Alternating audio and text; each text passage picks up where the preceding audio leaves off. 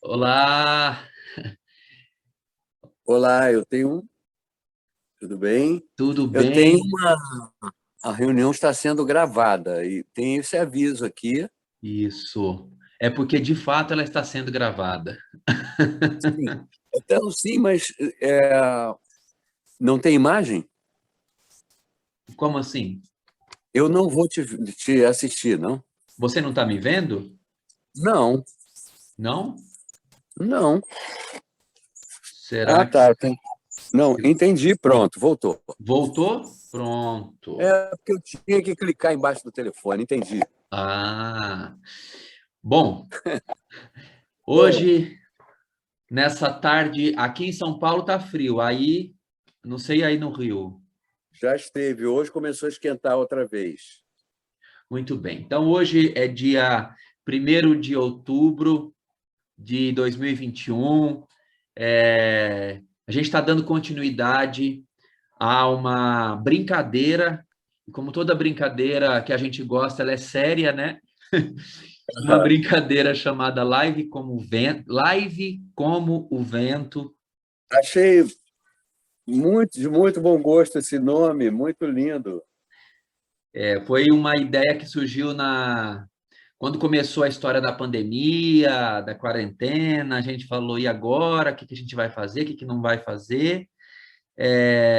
Resolvemos usar esses dispositivos, essa internet que a gente tem na mão, para contar um pouco partes da história do Teatro Vento Forte e pela boca dos seus artistas, né? Um grupo de mais Aham. de 50 anos que começou aí no Rio, veio para São Paulo, um grupo que influenciou tanta gente, deixou tanta herança cultural, merecia também um espaço virtual para a gente registrar aqui parte da história do Vento Forte. Começamos com a Fátima Campidelli, e a brincadeira é sempre que a pessoa fala, conta, narra o seu cordão ligado ao vento forte e depois indica quem vai ser o próximo.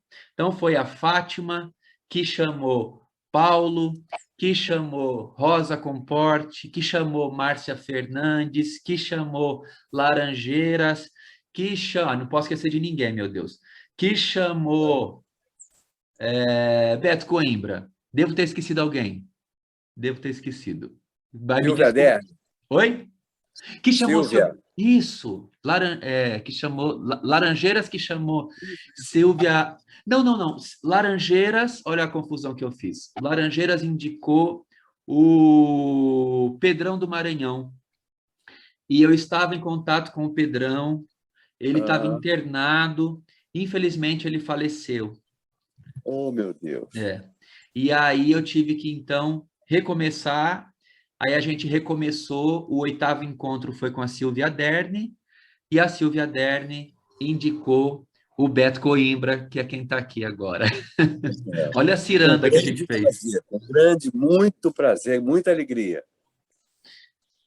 Beto, a gente tem trocado umas mensagens aí, como sempre, eu digo assim: cada um dos artistas do Vento Forte que eu falo é uma casa que eu entro, porque cada um é de um jeito, a preparação, e você me encheu de coisas bonitas nos últimos dias, de imagens, fotos, áudios, para a gente complementar depois essa conversa que a gente vai ter aqui.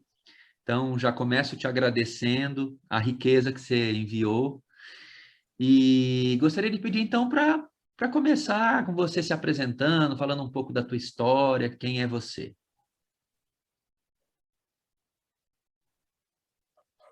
Aham, tudo bem. Muito, muito bonito isso que você falou, muito legal.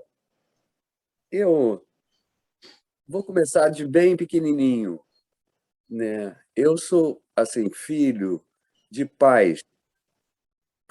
pais separados e hoje é assim, uma coisa muito comum, mas eu nasci nos anos 50. E isso tornava-se uma coisa muito difícil para os filhos, né, e para as mulheres, principalmente as mulheres também, as mulheres sofriam muito com a separação, com filhos e tudo, e minha mãe, então, teve esse problema comigo, né, para criar, então era obrigado a trabalhar, e eu fui criado. E depois, já de maduro, é que eu vi a grande alegria de ser criado por mulheres. Fui criado por minhas tias, né? Primeiro, a própria irmã de meu pai, que era uma dona de casa, que acabou tendo 5 filhos, e eu me senti muito à vontade ali com aquelas crianças, na minha primeira infância. Tá? E depois, mais crescidinho, fui acompanhado pela minha tia Anice, a qual te mandei uma foto. E era muito interessante, porque eu já era mais crescidinho e eu ficava observando o trabalho dela, que depois, muito mais tarde, veio a me influenciar.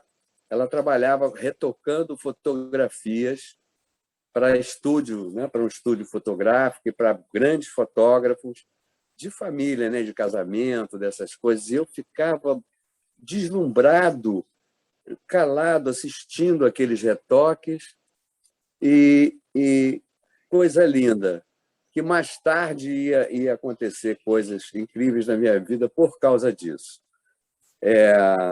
E a terceira tia era irmã da minha mãe, e essa foi uma grande paixão que grande paixão da minha vida. Ela tem alguém, desculpa, tem alguém no portão, eu acho que eu agora avisa que eu não posso falar agora. Então, eu estava falando da tia Lúcia, que foi uma grande amiga, sabe, grande orientadora e atravessou da minha infância e adolescência até os últimos dias. Morreu não faz muito tempo, faleceu e me acompanhou a vida inteira, minha amiga da vida inteira. O que se deu também com outras pessoas. Quero falar muito da Silvia, que foi outra grande mulher na minha vida, mas isso já é um pouco mais tarde. Sim. Não quero eu quero seguir um pouquinho essa trilha. Então, eu fui criado por essas pessoas maravilhosas. E já na adolescência, já pós-adolescência, eu estava sendo encaminhado no estudo para ser um médico, para me formar em medicina. Mas o que acontece? Eu fiz um curso de fotografia e aprendi a fazer fotografias junto com 2 importantes amigos que eu tive, um que já era médico, José Manuel, e o grande Alair Gomes, que era um pesquisador do Instituto de Biofísica, um gênio, e que quis aprender a fazer fotografias e virou um grande fotógrafo mundial.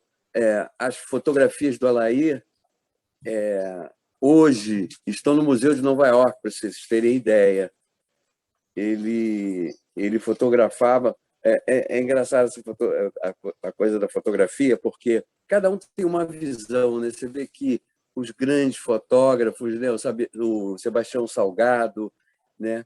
E eu estudei também a teoria da fotografia, a descoberta da fotografia, a história da fotografia no mundo, e muito interessante. Descobri Cartier-Bresson.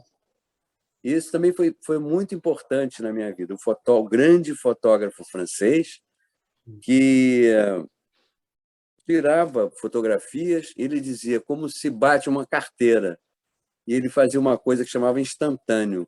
Era, de certa maneira, como roubar um momento de uma pessoa, roubar um olhar, roubar um instante, né?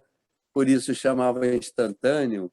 E muito interessante. Isso veio a me influenciar bastante, principalmente depois do meu encontro com o Ilo, né? Como foi esse encontro? Eduardo, você gostaria que eu já introduzisse essa coisa do encontro com o Ilo, com o Vento Forte? Como é que você Olha que vê? engraçado, Tá porque bom assim? eu fui aqui, anotei uns pontos para a gente ir cruzando aí a conversa também, e era justamente, né, as tuas referências, e depois eu ia te perguntar do Ilo mesmo, como é que você já foi falando, né? Falou aí dos Aham, fotógrafos, eu da isso. fotógrafa, que é a sua tia, né, querida, e aí o próximo ponto era esse mesmo, Beto. Como é que foi esse encontro com o Ilo Então, Krugli, né? vamos. Na fotografia, eu me especializei em trabalhar com justamente reproduzindo obras de arte. Uhum. Quadros, eu trabalhava para artistas, para galerias e museus, né? Pessoas que me chamavam eram escultores, artista plástico, como o grande Franz Krasberg, né? O russo que morou no Brasil, fazia as esculturas ecológicas até, porque ele recolhia material na beira da praia, da natureza degradada pelo homem e tudo, e transformava em esculturas. Era uma coisa. Eu fotografava isso tudo, né? Para a Petite Galerie, no Rio de Janeiro, que fazia grandes leilões. Então, eu tive contato com muita obra de arte, muita coisa muito linda. Volpe, que ele já velhinho pintava as bandeirinhas de São João, as bandeirinhas. É coisa linda, muito linda mesmo. Então, numa dessa, eu recebi uma ligação e era o Pedro Domingues, sabe? Querendo fotografias, querendo encomendar fotografias para fazer uma exposição. Eu fornecia essas fotos para criação de folders, de cartazes, de coisas para exposição dos artistas. E o Pedro, então, me ligou e eu fui a seu encontro. E nesse encontro, Pedro Domingues, lá estava o Ilo. Vi o Ilo pela primeira vez, foi emocionante, muito emocionante, porque eram pessoas diferentes, né? Eu nunca havia encontrado pessoas assim com aquela cabeça, né? O Ilo e o Pedro, dois argentinos e falavam muito engraçado, tinham um senso de humor, uma coisa, e logo me convidaram. Eu fiz as fotografias para o Pedro, foi feita a exposição, mas logo ficamos amigos. Eu fiquei amigo do Ilo, uma amizade tão grande, frequentava a sua casa, e eles tinham uma escolinha de arte chamada NAC, Núcleo de Atividades Criativas. Então, me chamaram para fotografar alguma atividade Uhum. no NAC. E eram crianças. Eu que estudei, como já te falei, estudei teoria da fotografia, tive encontro com o Cartier-Bresson, essa coisa do instantâneo. Então, isso aconteceu uma coisa incrível. E eles não estavam acostumados com esse tipo de fotografia, porque é muito difícil. Hoje em dia já existe, né? Massificou a coisa da eletrônica, todo mundo tem máquina, mas naquela época, não, naquela época era uma coisa assim, eu tive que é, revelar minhas fotos, que era difícil mandar os outros revelar, porque não vinha com a qualidade esperada. Então, eu tinha câmera escura. Isso foi muito, muito legal. Aprendi muito, muito com isso. O claro e o escuro da vida, né? A observar o cinema, né? O claro e o escuro, o movimento, tudo isso foi muito importante. Por isso eles me chamaram, viram que eu tinha sensibilidade e nunca haviam encontrado um fotógrafo com essa sensibilidade para fotografar as atividades da casa. E se assustaram quando eu cheguei, porque eu me infiltrei junto às crianças não é? E, e fiquei íntimo das crianças, de maneira que elas não percebiam mais a câmera, né? E fui registrando a criação das crianças. E isso foi, ao mesmo tempo, assustador, porque revelou-se aos olhos dos artistas, meus amigos, uma coisa fantástica, que era criança brincando com fogo, criança brincando com cadeira, criança brincando com água, com tinta, pintando o set, pintando tudo, e assim, de uma maneira tão espontânea e tão incrível, que Cecília Conde, que era sócia do Pedro, do Ilo e de Helena Barcelos, que era dona de um colégio muito importante no Rio, Souza Leão, ficaram assim abismados com a qualidade da fotografia das crianças. Então, aí aconteci como fotógrafo também, aconteci como fotógrafo e como vamos dizer assim, batendo carteira do ser humano, dos pequenos seres, batendo, né, registrando momentos, roubando momentos, olhares, momentos incríveis. Isso foi muito importante, porque Cecília era diretora do Conservatório Brasileiro de Música, que estava, naquele momento, recebendo era um congresso de musicoterapia, primeiro congresso de musicoterapia mundial. Então, ela pediu que eu ampliasse essas fotos e fez uma exposição para esses musicoterapeutas. Tão importante foi a coisa. Eu fiquei muito feliz na minha vida, muito, muito, muito, com esse encontro, e fiquei muito amigos até o fim da vida da Cecília, do Pedro Domingues, que nunca mais fez uma exposição dos seus desenhos, das suas pinturas. Se eu tiver oportunidade, eu tenho até na minha casa aqui, eu tenho quadros do Pedro. Até o fim da vida ele me chamava e eu ia com todo prazer, apesar de já não ser mais fotógrafo, atuante como naquela época, mas acompanhei o Pedro por toda a sua vida, viu? Ele esteve no Rio, ele era uma Muito pessoa que por morava no toda a Rio. sua vida. Oi? Ele morava no Rio, Beto, o Pedro? Morava no Rio, em Copacabana, ele era companheiro da Cecília Conde. Olha, olha só. E A essa, Cecília, tão amiga da Silvia Aderne, né, que falou tanto da Cecília, falou da Escolinha de Arte do Brasil, do Pedro, sim, do Hilo. Tem muita história, viu? sim. E como é Olha só, que a Silvia está me ligando nesse momento. Ela não morre tão cedo. Ela está ligando. Eu vou recusar, porque ela deve estar voltando de Cabo Frio, que ela foi. Eu, eu vou falar com ela depois. sim. Pronto. Silvia veio de Las Sei. Vegas resolver coisas no Rio, não é? Ela mandou uma mensagem também, disse Eu não que. estou entendendo. Oi, Está tocando o telefone você está conseguindo me agora. ouvir? Sim, Está conseguindo? agora estou. Agora parou de chamar, mas era justamente a Silvia, na hora que eu. Ela está no Brasil, né? Porque ela mora em Las Vegas. Chegou esses dias e aí queria me ver. Aí eu falei, Silvia, você me indicou, eu vou dar entrevista hoje. Foi a Cabo Frio, da volta ela queria me ver. Mas agora nós já começamos essa jornada. Isso, já começamos a andar nessa trilha. Beto, como é que esse encontro, essa amizade, essa Agora relação. ficou baixinha a tua voz. Eu acho que depois que alguém Deixa eu ver se é liga, o volume aqui. veja aí se tem alguma. Ficou muito baixinha a sua voz. Oi, Não, tá ele lá. oi, tá me ouvindo? Estou te ouvindo, mas muito baixo. Você Eu sabe acho que eu que vou ter que introduzir outra vez o Zoom. então Talvez, não sei. a gente Agora, pode deixa eu ver. a gente pode finalizar essa aqui, depois eu guardo essa e a gente continua em outra chamada, Ok, tá? ok. Eu vou encerrar aqui.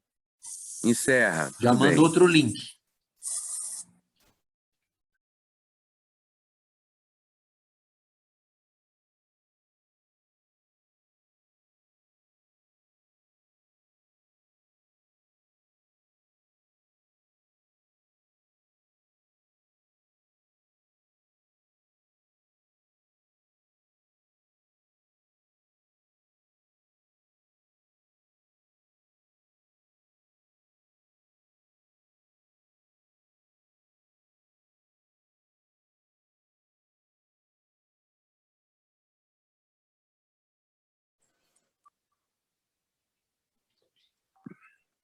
Muito bem, muito bem, muito bem. Continuando aqui nossa conversa, nessa tarde meio fria, meio quente, desse Verdade. inverno aqui de 2021.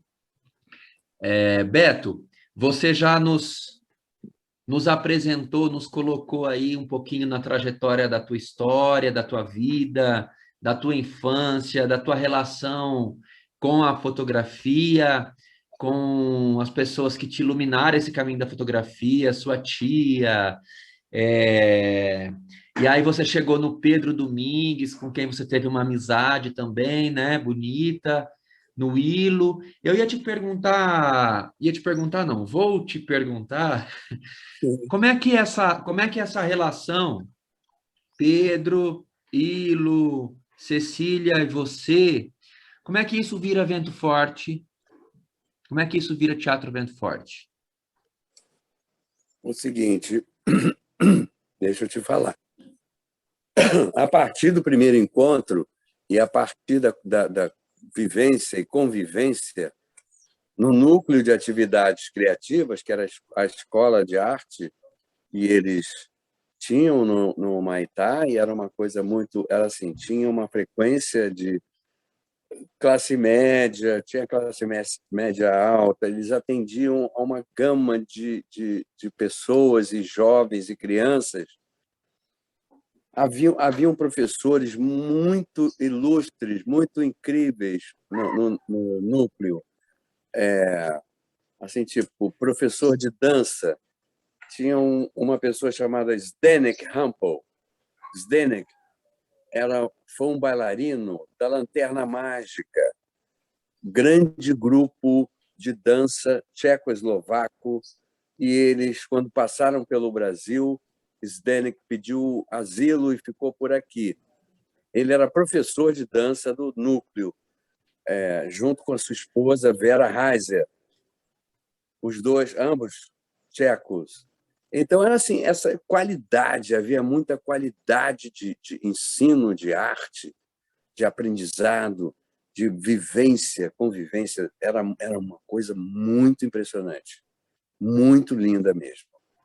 E Zdenek veio a ser, inclusive, depois do Vento Forte, depois ele foi muito importante para mim. Ele participou lá na frente, no Umbu, que eu vou contar. Mas primeiro quero seguir a história linda com o Ilo, principalmente. Assim, eu havia sido preso, né? O Ilo foi para o Chile, né? Depois de uma grande convivência nessa história do núcleo, e o Ilo se encantou por uma pessoa, Nícia Grillo, e que morava no Chile.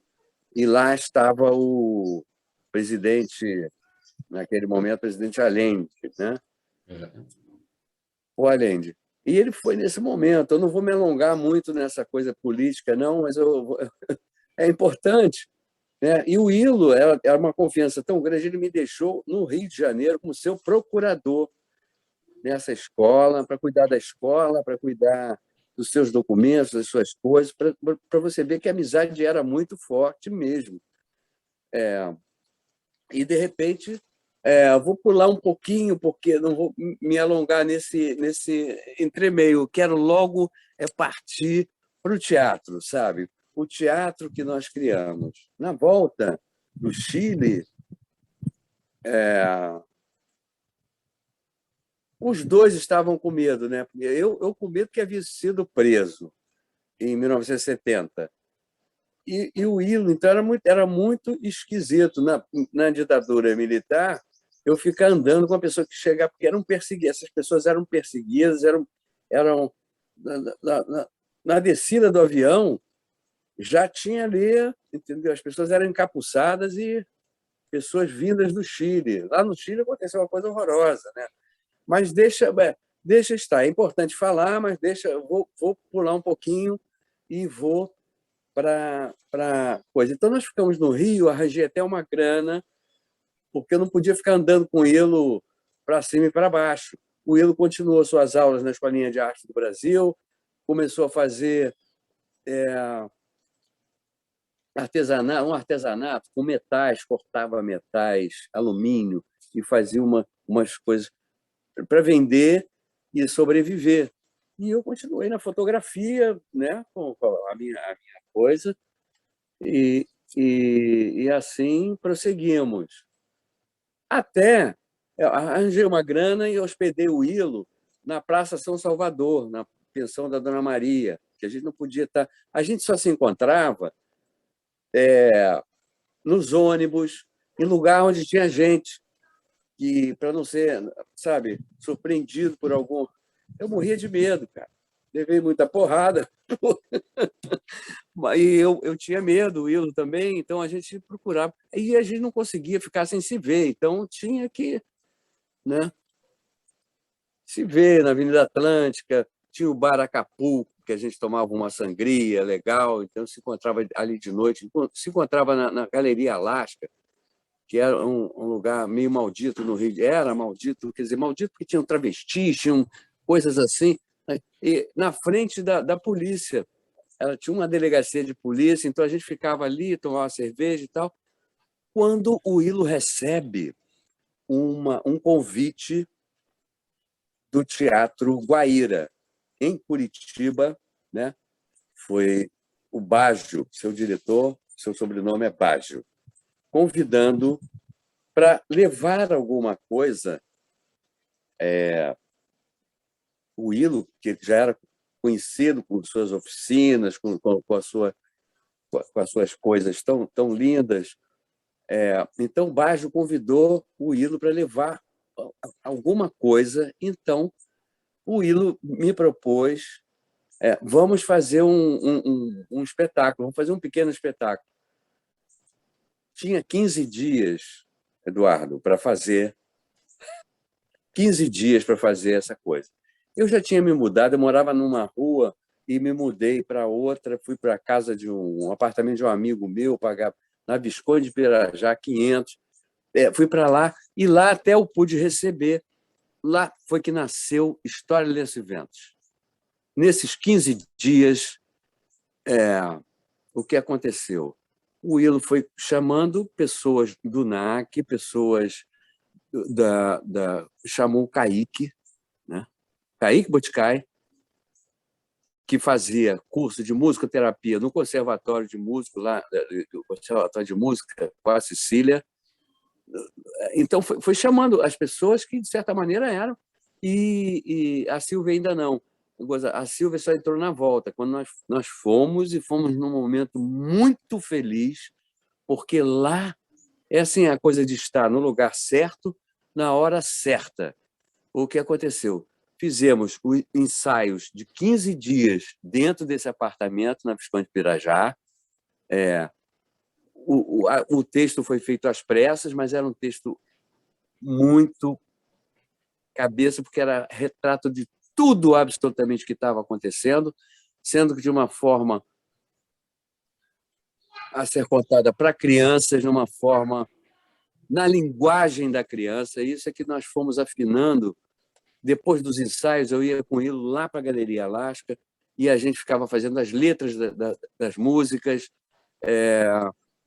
E depois das 10 horas, porque a gente só podia ensaiar até 10 horas da noite, porque era, porra, num apartamento. Então, até 10 horas da noite. Depois das 10 horas da noite, eu continuava com o Ilo, a gente ia fazer letra, avaliar o ensaio, porque tínhamos que afinar essa coisa em 15 dias para levar para o Teatro Guaíra. Levamos e foi de uma felicidade, porque lá estavam críticos importantes dos jornais do Rio de Janeiro, não é? Era Ana Maria Machado, eram pessoas muito importantes. Era Ian Michalski, que era o cara, assim, era terrível. Ele fazia críticas do teatro, as pessoas morriam de medo, porque ele criticava mesmo, ele via fundo e criticava essas coisas. Então, ele estava lá, em Curitiba. Quando nós chegamos de volta,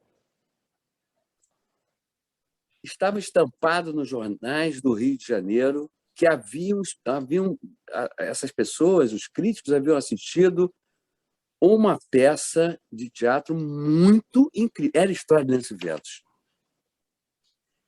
Então, o que nós fizemos? Era difícil arranjar um espaço adequado, um teatro adequado para, porque era um espetáculo alternativo, né? Então nós fomos ao Museu de Arte Moderna no Rio de Janeiro.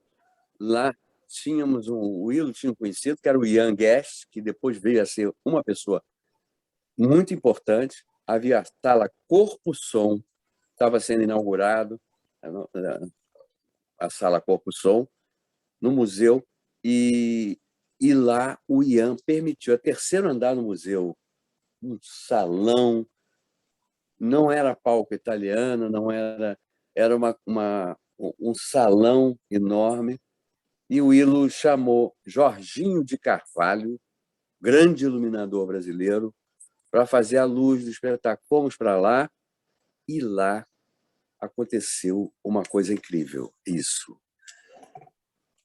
Porque as críticas já haviam saído antes da nossa estreia no museu. E que coisa impressionante! Eram mais de 500 pessoas por sessão. Voltava muita gente da porta. Voltava uma casa da porta. Era uma coisa incrível. E as crianças arrumadinhas, porque o Willo arrumou um jeitinho. Eram folhas de jornal. A gente tinha que ter sempre muitos jornais. E as crianças sentavam nos jornais e os pais nas cadeiras. Assim, mais de 500 pessoas. Agora, eu acho que eu pulei um pouco de falar sobre o espetáculo. O espetáculo, falei um pouco, sim, que era retratava o que estava acontecendo. Uma ditadura militar, que o que era a cidade do rei Metal Mal. Você assistiu, provavelmente você fez, né, Eduardo? História Lenço Verde. Então, aquilo era o retrato de que estava acontecendo no Brasil, entendeu? E nós fizemos sem medo contar essa história, né? E é uma história belíssima, riquíssima, história. A manipulação de bonecos. Primeiro, nós fomos rejeitados pelos bonequeiros do Brasil, porque, agora, veja bem aquilo, manipular uma folha de jornal. O Willo pegava uma folha de jornal, que era um instrumento extremamente da mídia, censurado, não é? Pegar uma folha de jornal, olha que coisa subversiva, pegar uma folha de jornal e eu pintava os olhos, o nariz e a boca, e ele dizia: eu sou o papel, eu sei voar, sei rodar, eu ando em todos os lugares. Era uma coisa extremamente subversiva, cara. Contava. E a poesia do quintal era o quê? Era azulzinha, o lenço azulzinha, por quem o papel se apaixona e que é capturada pelos soldados do rei Metal Mal, levada ao castelo. É como um conto de fadas, não é? E o papel, isso é que é a coisa mais incrível. Como tantos presos, como tantas figuras brasileiras, ele era queimado, ele era morto em pleno palco. E isso causava uma grande emoção na plateia, inclusive nas crianças, porque, apesar de ser brinquedo, a criança brinca com a morte também, né? Brinca muito, aliás, com a morte, né? Então, isso, o soldado vai, pega o papel e passa fogo, e assim como tivemos a coragem de fazer isso, podíamos ser presos outra vez, porque e gozada que passou pela censura, e a censura não percebeu. É uma historinha infantil, mas veja bem. E Vejam Beto, bem. Oi. você acha que essa história. Eu fui do último elenco de Lenços e Ventos, né? Fizemos em 2017 no Centro Sim. Cultural, a última temporada no Centro Cultural São Paulo. É muito legal de ver o quanto a forma como surgiu essa história ela, Uhum. ela, claro, né, as maneiras de fazer vão mudando, mas a essência da brincadeira estava lá ainda, né, da gente fazendo. A E essência da eu brincadeira. queria perguntar para você se você acha que essa história deve ser contada ainda no teatro hoje em dia, o Lenços e Ventos. Tudo a ver, porque ela é um conto, na verdade, é como um conto de fadas, e a forma é que é muito importante. As crianças chegavam para a gente e diziam uma coisa assim: eu gosto do teatro de vocês porque ele é de verdade. Porque a gente brincava sem impostação de voz, sem nada. A gente brincava como uma criança, entende? Como uma criança brinca com o carrinho, brinca com de matar e de viver, cai. E como eu vivi isso na minha infância, eu fazia isso quando eu era criança, eu já tinha muita. Eu brincava com as revistas, né? Cortava as revistas, os sofás, a revista O Cruzeiro tinha quando eu era criança, as revistas, cortava os sofás e tudo e ficava brincando, manipulando. Eu já era muito arguto nessa, nessa coisa de brincar. Então, quando converso com o Iro e ele propõe uma coisa dessa, estava íntimo para mim. É. Era a intimidade. Agora, a tua Estava com ele. relação, a tua relação com, aí a gente já entrou no vento forte, porque vai o espetáculo ele vai dar o nome para o grupo daqui a pouco, né? O vento Daqui a forte. pouquinho, porque teve um pouquinho de mais coisa. Nós não tínhamos uma firma ainda, usávamos uma firma de um amigo que chamava Teatro Mágico. Isso para legalizar a nossa estada nos teatros, né? Porque a partir desses eventos foi um escândalo, uma coisa assim muito aceita pela sociedade e tudo, muito vibrantemente aceita, e, e fomos prosseguindo com nos teatros. As portas se abriram, porque antigamente tinha uma coisa assim, a gente não podia nem usar a luz, a iluminação do teatro para adulto, mas as portas foram se abrindo devido à qualidade do espetáculo e à aceitação da crítica, e começaram a nos respeitar de uma forma incrível. Então, o que aconteceu? O Ilo foi chamado para. Tinha um espaço no aterro do Flamengo, o Ilo foi chamado para dirigir esse espaço, e lá, só aí, a coisa do vento foi se tornando. Olha o vento, olha, meu Deus, que coisa ali. O vento, o vento, nós fazíamos no aterro do Flamengo festivais, porque você deve conhecer, pelo menos de foto ou de filme, o aterro do Flamengo, aquela obra fantástica com plantas do Burle Marx, né? Todo reflorestado, vamos dizer assim, aquela floresta de coisas, de árvores brasileiras, de tudo. E nós tínhamos um espaço ali e fazíamos Festival do Vento, entendeu? Festival, antes de ser Vento Forte, festivais do vento, que eram soltar tudo que havia de acordo com o vento, tudo que havia de haver com o vento, a gente brincava nesse espaço. Festival de pipas, cafifas, como chama aqui em Niterói, entende? Tudo isso a gente fez. E só então o Will manifestou a vontade. Eu tinha tanta vontade de colocar um nome no grupo, de ter um grupo de teatro e tudo. E essa coisa foi amadurecendo. Então, como se brincava muito com o vento e tudo, de repente, um dia foi da cabeça dele mesmo, veio Vento Forte. Vai se chamar Vento Forte. Primeiro eu achei estranho, não é? Achei esquisito, mas depois eu fui é, vendo como a gente brincava tanto com isso, lenços e ventos, e o vento era tão forte em nossa vida, e assim foi. Criamos uma firma no mesmo lugar onde era administrado o Teatro Mágico, que se chamou e batizamos de Teatro Vento Forte. Que lindo. Assim foi a criação do Teatro Vento Forte. O batismo, O batismo. O batismo. Nessa altura, havia saído uma pessoa, uma atriz do grupo, que era a Bebel, que se mudou para Portugal. E aí, sim, eu conheço, entra no grupo duas Sílvias. Sílvia Aderne, que é minha amiga, através de toda a minha vida, minha tudo, madrinha dos meus filhos, minha querida Sílvia Aderne. Entrou a Sílvia Heller, que foi uma pessoa muito importante. Entraram duas Sílvias no lugar da Bebel, e o grupo cresceu com uma atriz. Mas que atriz, hein? Eu vou contar uma coisa para você. Que atriz, meu Deus!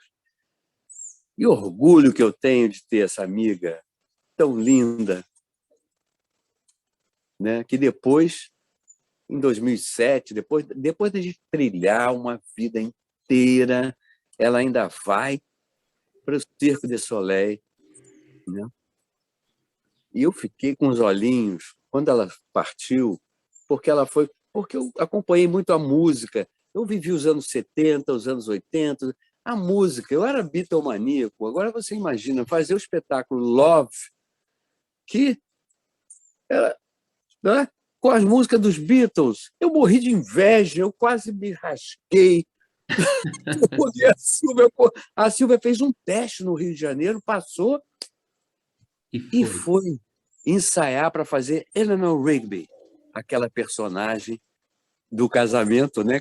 Eles contam a história, não sei se você sabe a história de Eleanor Rigby.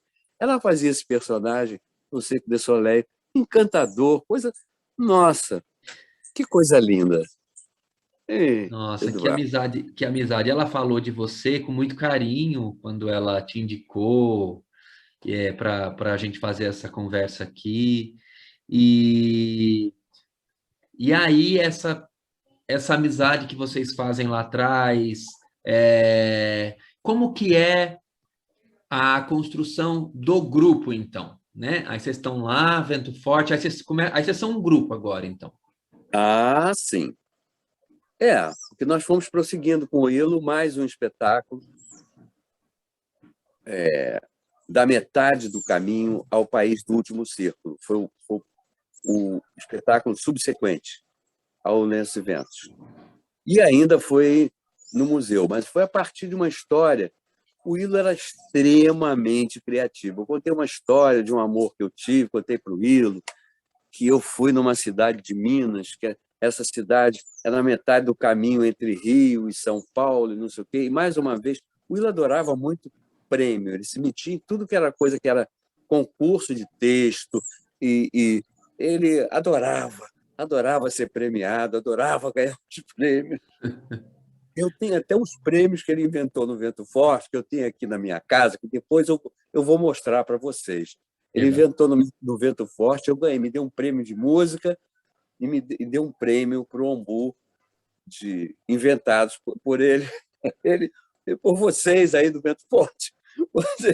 Então, ele gostava muito. Então, ele se inscreveu nesse concurso de textos, acabou, não sei se recebeu menção honrosa, e não sei o quê, e resolvemos montar o texto que se chamava Metade do Caminho ao País do Último Circo. Fizemos duas versões, uma para criança, outra para adulto, ainda no Museu de Arte Moderna. Foi grande, de novo, grande sucesso, espetáculo lindo, mas era uma montagem mais complicada, já era uma super montagem, já tinha figurinos, não era tão simples e tão terno como História de Lenço e Ventos, mas era também uma história muito forte, viu? E já éramos Vento Forte. E aí a Sílvia brilhando sempre. O Ilo fazia um guru, que era um mágico, que era do circo. As músicas já eram mais elaboradas. Eu pulei um pouco a coisa do Kaique, porque o Kaique também foi explorando o lado musical. Eu falei, sim, que o Kaique veio lá, era um músico já se formando em musicoterapia, lá no conservatório, e o Ilo atiçou uma coisa de música que eu tinha também guardado. Estudei música, criação da música no mundo, estudei muito essa coisa, então eu tinha aflorado. Aprendi violão aos trancos, mas a conseguir aprender as, as coisas lindas, as músicas. Comecei a compor e o Will explorou, me jogou nos braços essa coisa e fazia as letras. A gente fazia as letras lá em Copacabana e eu ia explorar as canções, o começo das canções com o Kaique. O Kaique vinha com umas propostas, eu ia com a outra. Nós fizemos as músicas do Lenços e Ventos, realmente são muito inspiradas, né? Tem uma especialmente que eu fiz, que é uma música de roda, que o Ian Guest, o crítico, um dos críticos que eu citei, que fez uma crítica maravilhosa, disse que era essa cena, a cena da roda dos lenços, com saudade da Azulzinha no quintal, é um quadro, parece um quadro pintado que ele tinha vontade de colocar na parede dele. Quando ele diz, o maior crítico dos críticos do Brasil diz uma coisa dessa, a gente fica, não é, Eduardo? A gente fica. Eu fiquei muito, muito feliz, sabe? Claro. Então, com as músicas, sabe, que eu fiz com o Kaique, também pelo começo todo do Ombu. O começo aconteceu o seguinte, porque nós fomos seguindo a metade do caminho, depois fizemos as pequenas histórias de Lorca, e foi aí, e nos idos de 1900, era nos anos 70 ainda, 1976, 77, que era foi um grande espetáculo também, porque uma homenagem aos 40 anos de Lorca. Foi fuzilado, né, pelo general Franco, faziam 40 anos naquela, e resolvemos homenageá-lo. O Ilo adorava Garcia Lorca, então Títeres de Cachamorra, escrito pelo Lorca, a história de Dona Rosita. Então foi feito ele adaptou e nós fizemos no Teatro Cacilda Becker uma belíssimo, lotava também, era uma coisa, era uma homenagem ao Lorca. E eu fui cada vez ficando mais íntimo da Silvia Ederni, e aí a gente conseguia tantas coisas, começamos a trabalhar, porque o teatro, antigamente, a gente tinha que fazer produção também, não é como hoje, que a gente tem produtores, não é? Tem assistentes para tudo, então a gente tinha que dar assistência. E eu era tipo um primeiro-ministro para o Ilo, na ocasião. Ele era o diretor-presidente, eu era o primeiro-ministro, e a Silvia vinha comigo, e a gente conquistava coisas para a produção. Outdoors, você imagina, eu ia batendo na porta e conseguia, para exibir nosso espetáculo, fazer propaganda, inclusive em outdoor. E não tínhamos gráfica para imprimir aqueles quadrados que aqueles homens colavam, não é, nos outdoors. Então, o Ilo teve uma ideia maravilhosa de fazer com xilo. Então, a Isa, irmã da Silvia, fez uma xilogravura no chão e fazia umas imagens, uma coisa, e nós tínhamos outdoors espalhados pelo Rio de Janeiro, cedido pelas companhias assim, conquistadas por mim e pela Silvia, que era minha companheira de batalha até hoje, quer dizer, até hoje. Passou por aqui ainda agora, meu Deus, Silvinha. Então, assim, no último dia, porque o Will também ele tinha esse espírito aventureiro. Ele não depois de a gente fazer o Rio de Janeiro inteiro, viajar por Minas Gerais e tudo, excursões com teatro, com oficinas, não é? Oficinas de teatro para professores, para tudo aqui. Ele queria continuar. E São Paulo foi o alvo, porque São Paulo, não é?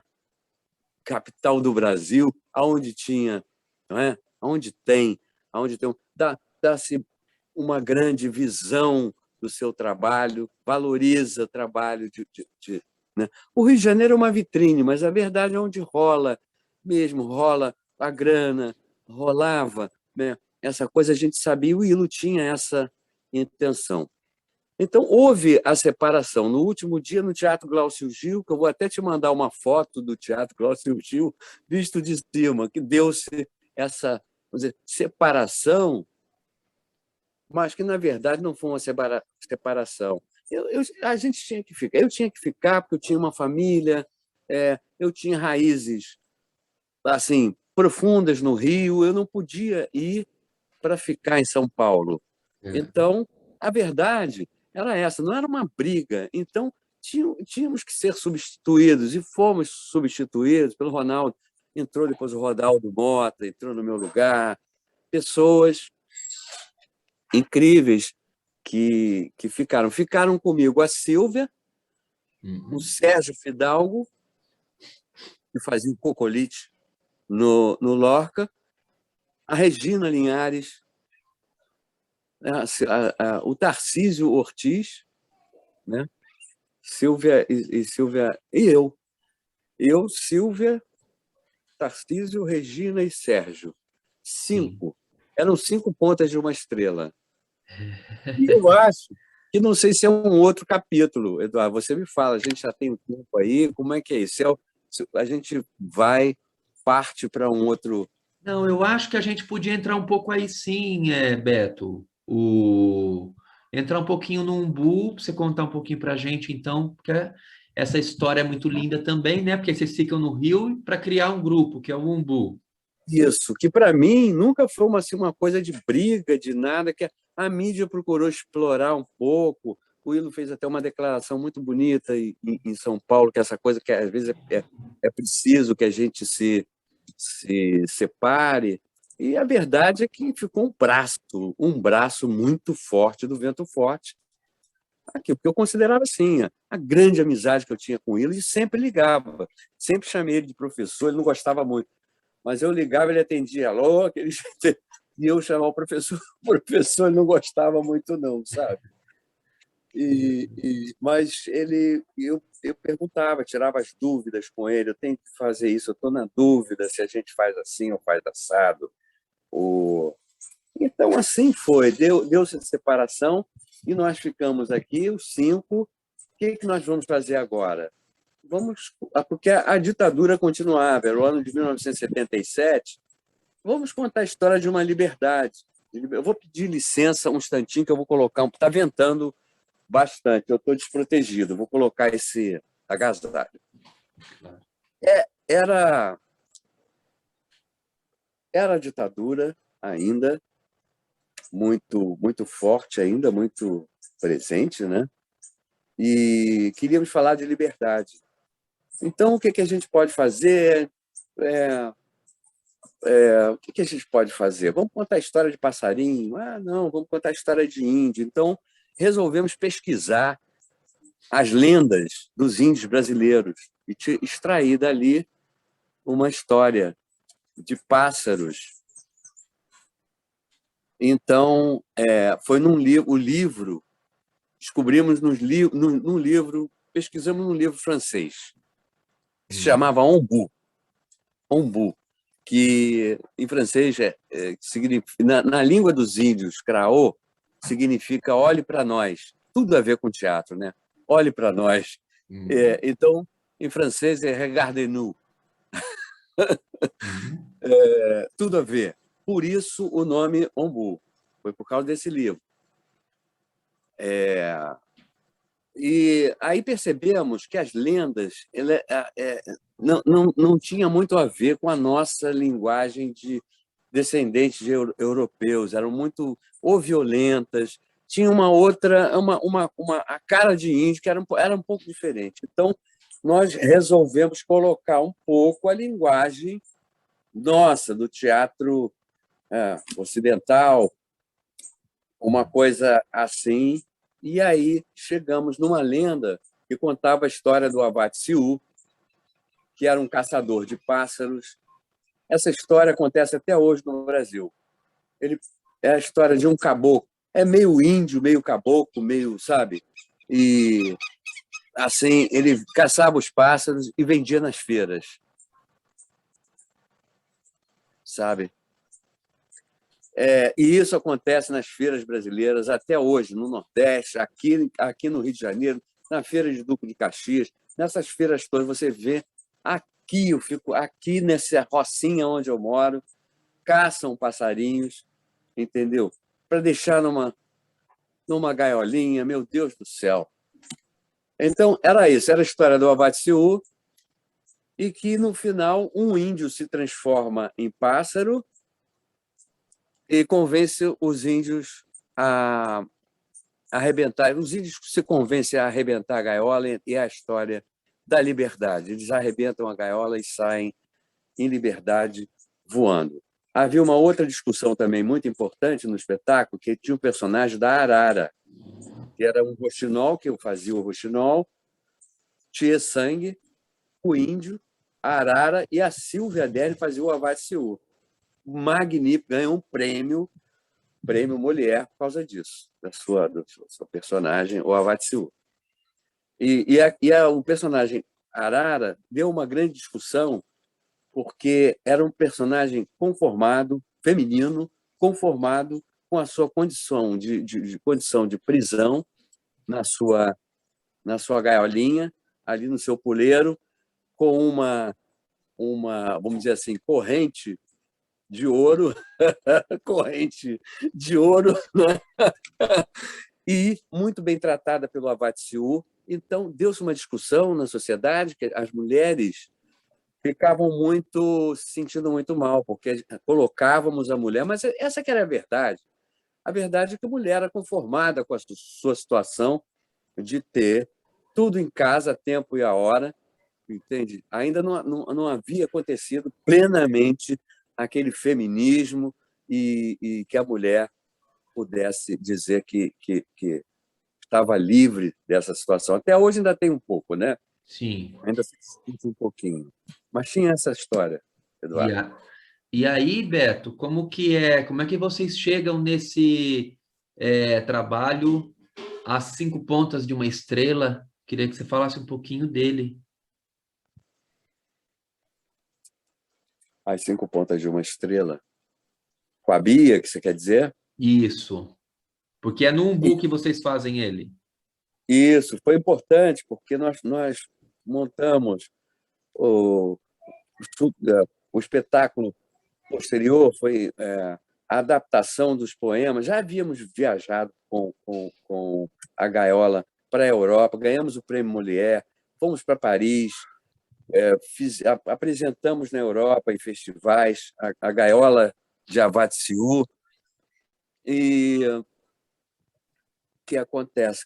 Aí, ou isto, aquilo, premiadíssimo também as músicas, continuei compondo com o Kaique, musicamos os poemas de Cecília Meirelles, que foi a coisa mais linda, entendeu? E minhas composições com o Kaique, era uma coisa assim, a gente ensaiava e aí, de repente, precisava aqui vai precisar de música, assim, eu fazia meus apontamentos, minhas anotações e ia encontrar o Kaique, ou na casa dele, ou ele vinha para minha casa, e geralmente virávamos uma noite trabalhando e geralmente surgiam ali várias canções, né? Muita coisa a gente pôs no baú, é verdade, mas muita, assim, geralmente saíamos bem servidos com as canções dos espetáculos. E foi assim com Fala Palhaço também, né?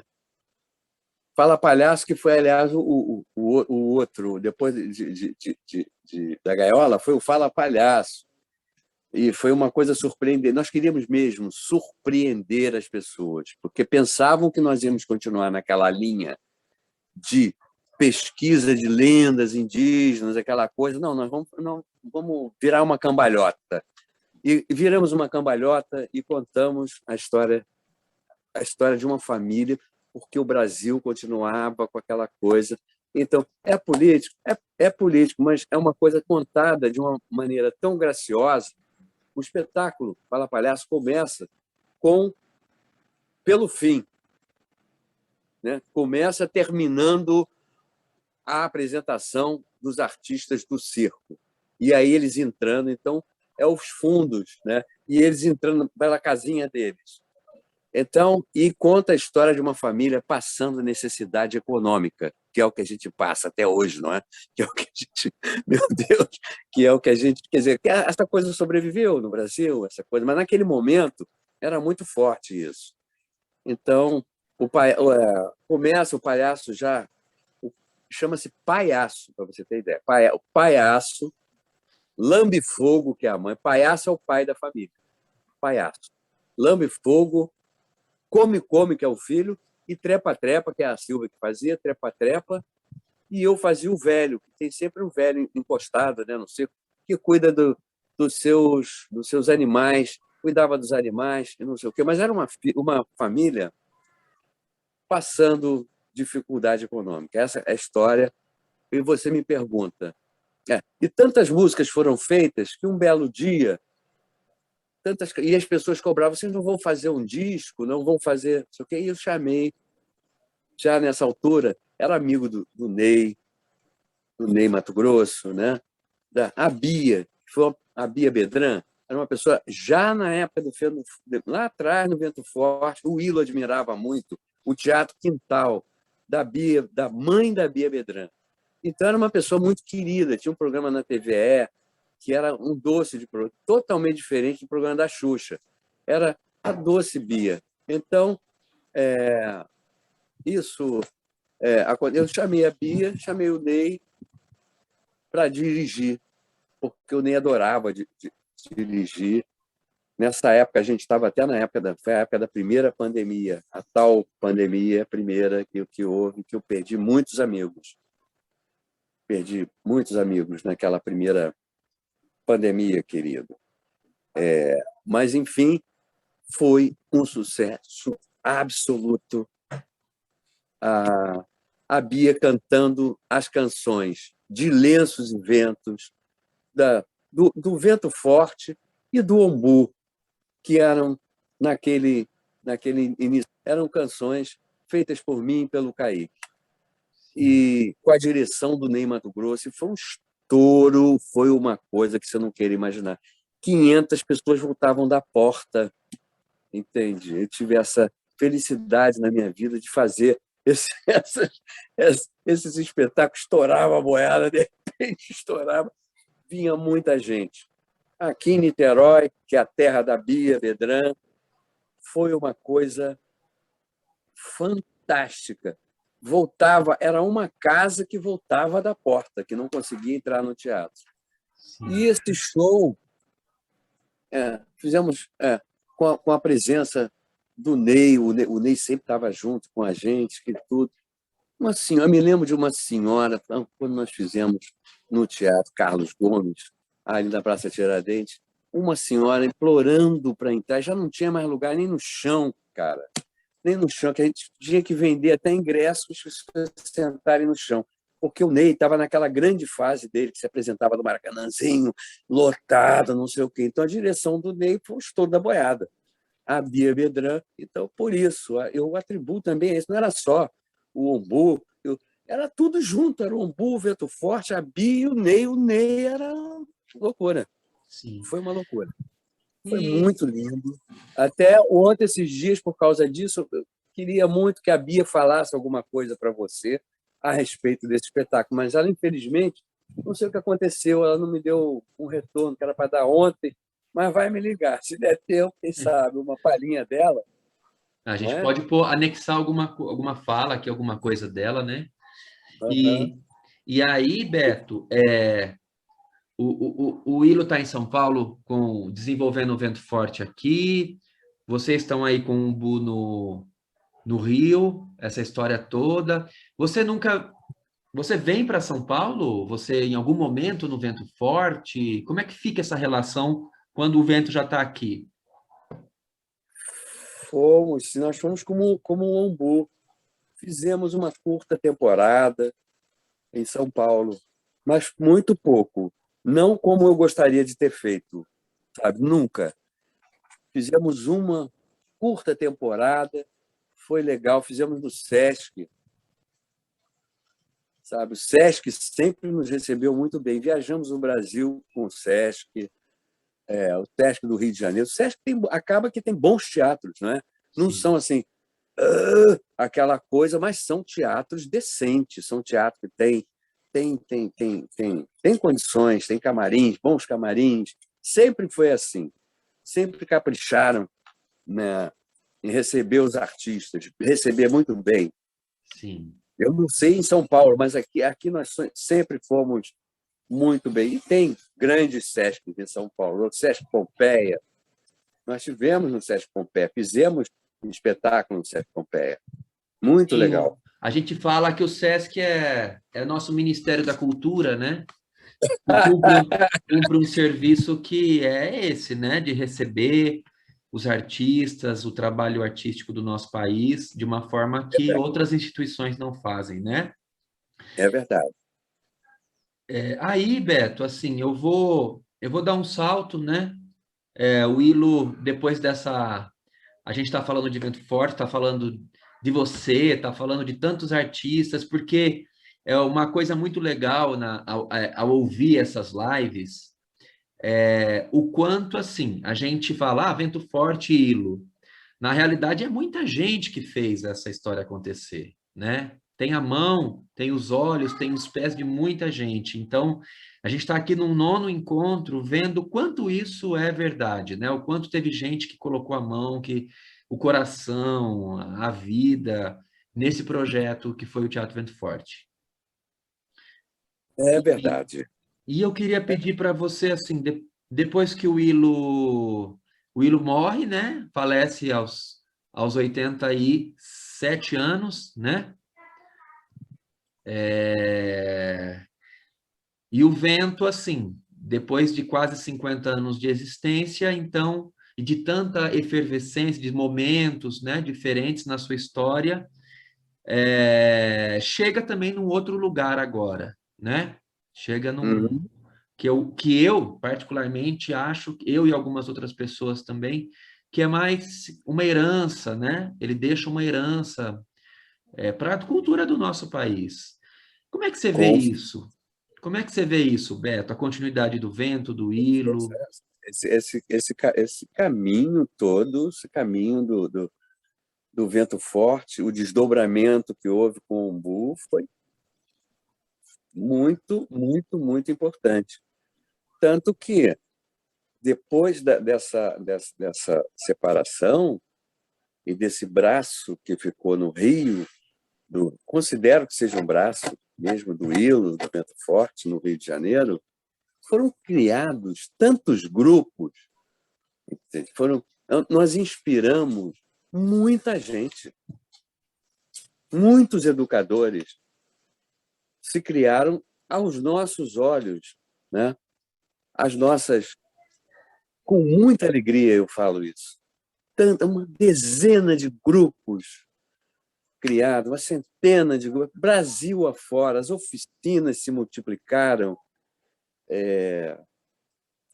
uma coisa impressionante. É uma história para o país inteiro, porque tanto o Vento Forte como o Umbu viajamos o, o, o Brasil até para fora do Brasil. Levamos essa visão de arte na educação, não é verdade? Sim, De sim. música no teatro. Tem história. O Umbu tem muito mais história, né? Tem o segundo capítulo do Umbu que eu não consegui falar, porque é tanta coisa para falar, não é, Eduardo?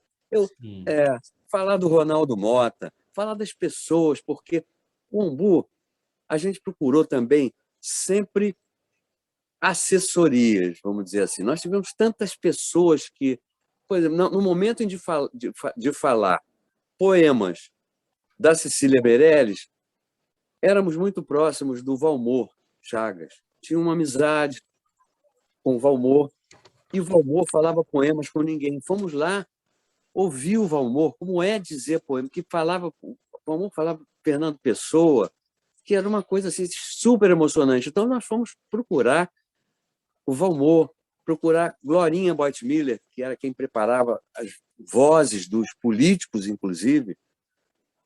O Ilo respeitava muito a Glorinha, tratava do gogó da gente. né? E, e, e tanta gente, falei dos Zdenek, né? Então, na hora da dancinha, era amigo dos Zdenek, as velhinhas, o espetáculo Isso, Aquilo, se abre, ele é aberto com as velhinhas dançando, uma dancinha tão graciosa, e essa dancinha foi criada pelos Zdenek, o tal bailarino da Lanterna Mágica que eu falei para você. E, então, e assim foi com tanta gente. A Bisa Viana, que sempre fez figurino, fez o figurino das Pequenas Histórias de Lorca, e ela ficou com a gente também, fazendo os figurinos dos outros espetáculos, né? Isso muita gente que eu não consigo nem. Eu peço até desculpas se eu não vou citar gente que eu não tanta gente que participou como atores, não é? Foram os atores que entraram, né? Tantos atores importantes, a Leninha, a Tânia Dias, que eu te mandei foto, a Tânia Dias, grande costureira, grande fazia cenários, nossa, todas as pessoas extremamente criativas com a gente o tempo inteiro, inteiro.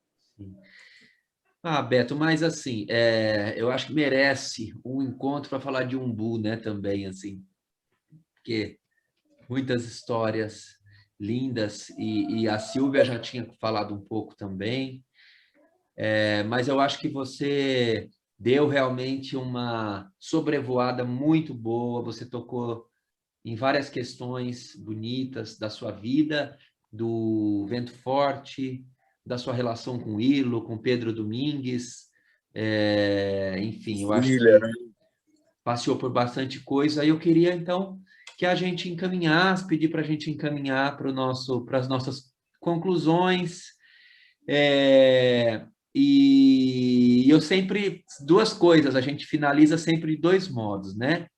Eu peço para o convidado cantar uma canção do Vento e depois dizer quem a pessoa gostaria que estivesse na próxima live, quem que fosse o nosso próximo convidado aqui.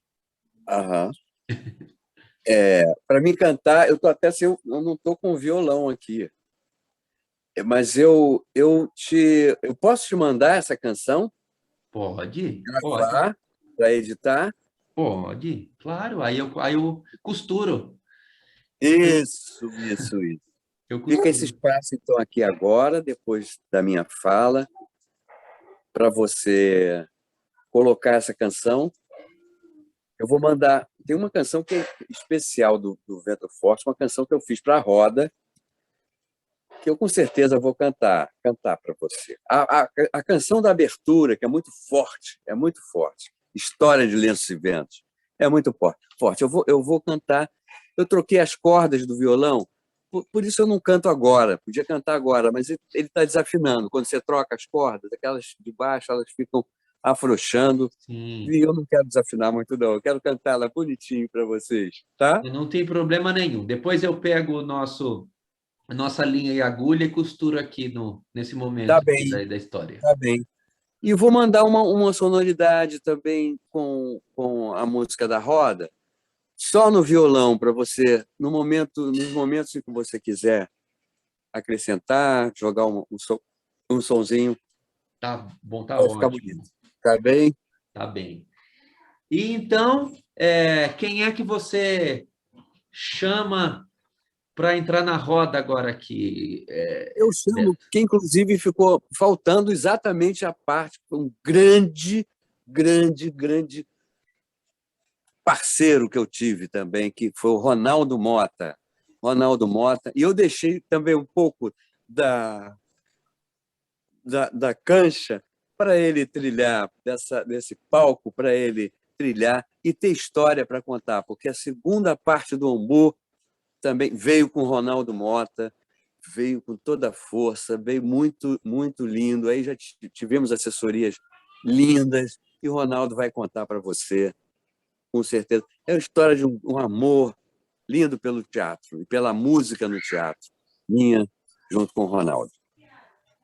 Que maravilha, Beto. Eu só tenho que te agradecer demais por essa conversa, por esse tempo, por esse vento que está aí junto com você. Você está vendo o vento, né? É, por Que tudo bom, que isso. bom. Te agradeço muitíssimo.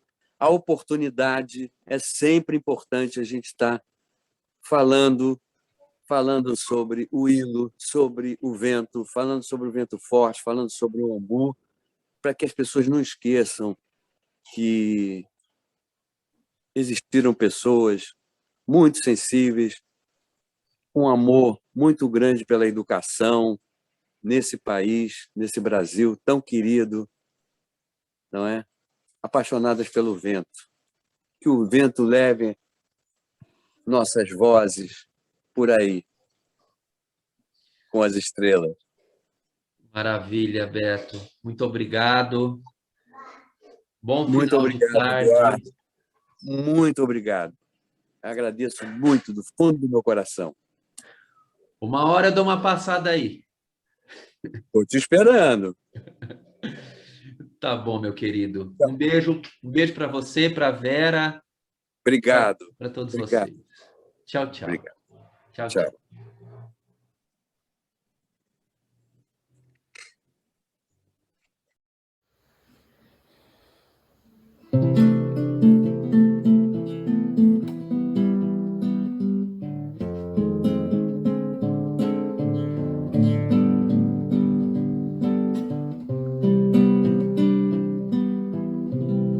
Quantas coisas aprendi, será?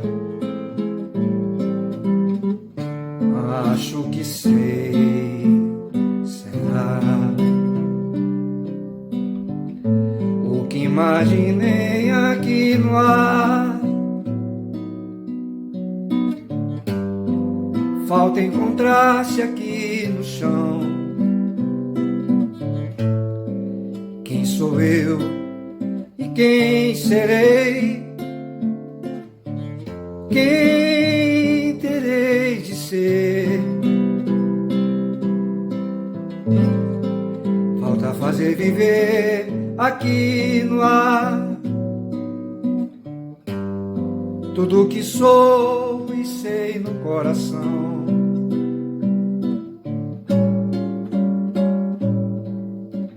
Menino largado ao Deus dará, falta caminho a teus pés. Menino sozinho, o que farás? Falta paisagem, teu olhar. O chão demora em teus pés.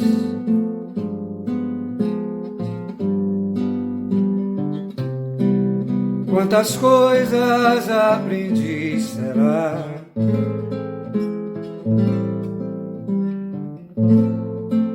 Acho que sei, será?